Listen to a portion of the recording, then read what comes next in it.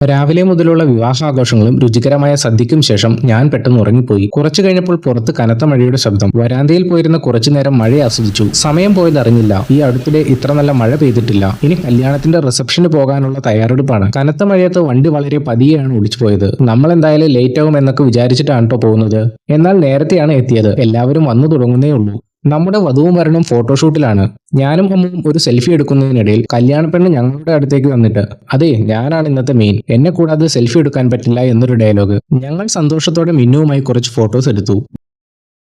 വിവിധതരം fresh ജ്യൂസുകളാണ് welcome drink ആയി നൽകുന്നത്. ഞാനൊരു തണ്ണിമത്തൻ ജ്യൂസും കുടിച്ച് ഇവന്റ് സെന്ററിന്റെ അകത്തേക്ക് കയറി. നമ്മളുടെ കല്യാണച്ചക്കന്റെ അനിയൻ ഒരു മിമിക്രി ആർട്ടിസ്റ്റ് ആണ്. അതുകൊണ്ട് തന്നെ പ്രശസ്തരായ ഒരുപാട് മിമിക്രി കലാകാരന്മാരും എത്തിയിട്ടുണ്ട്. അടുത്ത വലിയ മഴയ്ക്ക് മുൻപേ വീട് പിടിക്കാമെന്ന് കരുതി ഞങ്ങൾ കഴിക്കാൻ തീരുമാനിച്ചു.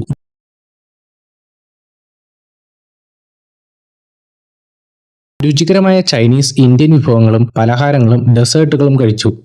ശേഷം ഒരു ഐസ്ക്രീമും ചായയും കഴിച്ച് അവരോട് യാത്ര പറഞ്ഞ് ഞങ്ങൾ വീട്ടിലേക്ക് മടങ്ങി.